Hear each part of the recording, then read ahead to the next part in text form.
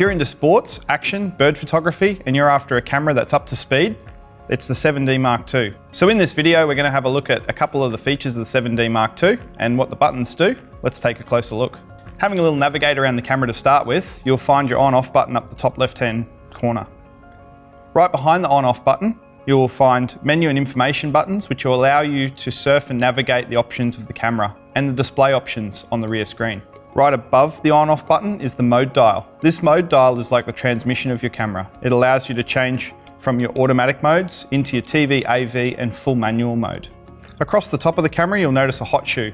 The hot shoe is here for external accessories such as a speed light or microphone. Just behind the hot shoe, you'll notice a little dial. This little diopter dial here will allow you to adjust your viewfinder to your eyesight. Over to the right-hand side, you'll notice that the 7D Mark II also has an additional LCD screen. This screen gives us shooting information such as shutter speed, aperture, ISO, photo count, metering modes, essentially all of the drive modes of the 7D Mark II. At the front top, you'll find the shutter release button.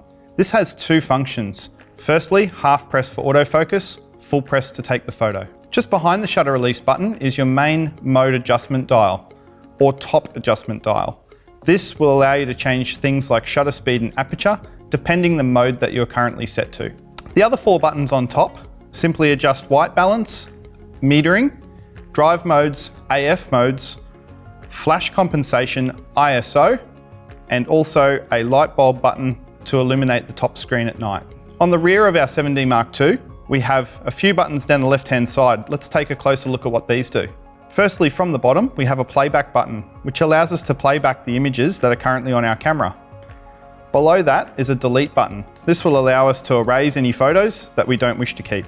There's also a magnifying tool here, which helps when we're in playback to magnify the image, so we can check spot focus or additional details. Just above the magnifying button is a rate button. The rate button allows us to give our image a star rating, which is transferable into third-party software.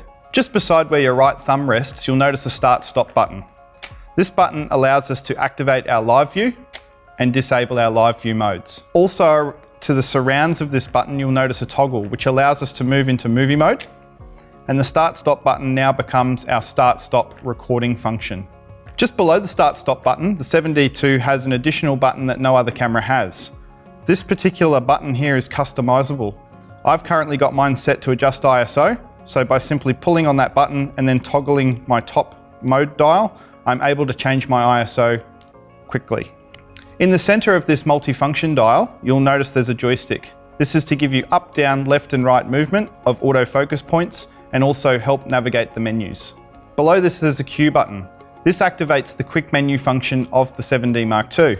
By pushing this, I'm then able to use my joystick to navigate around the screen to then get to the point where I want to change and then change that particular option. This model is also equipped with a rear multifunction dial. This can be used in a clockwise direction to increase my aperture and increase my depth of field, or to the left or counterclockwise, I can decrease my aperture and decrease my depth of field. In the center of this multifunction dial, you'll see a set button. This is like an OK button. Down the bottom, you'll notice there's a locking lever.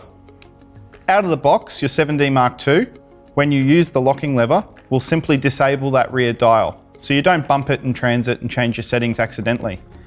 You'll also notice that you can change the custom functions of this dial, which we'll go into in the next video, to show you how to lock down other features on the camera. To the top right, you'll notice three buttons. First says AF on. This button acts the same as the half press on your shutter. So it is a dedicated focusing button, can be used with your rear thumb and is quite popular with people who shoot sporting and birds and high-speed action. To the right of that is the star button. This is the exposure lock button.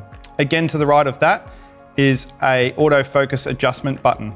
By pushing this button, it gives us the ability to change our autofocus points. Again, now just using our joystick to move that point around the screen. The 7D Mark II takes two types of storage media. You'll notice on the side here, there's room for an SD card as well as a compact flash card. You can use the camera with one or the other, or both. On the bottom of our 7D Mark II, you will find the battery compartment.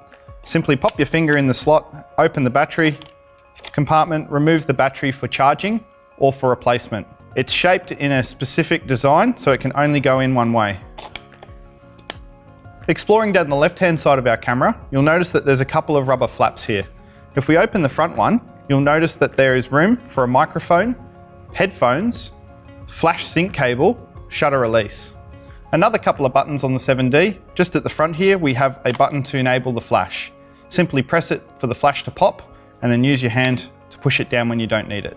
Just on the front of the camera, you'll notice there's a lens release button. To take the lens on and off, you simply push this button and twist the lens off.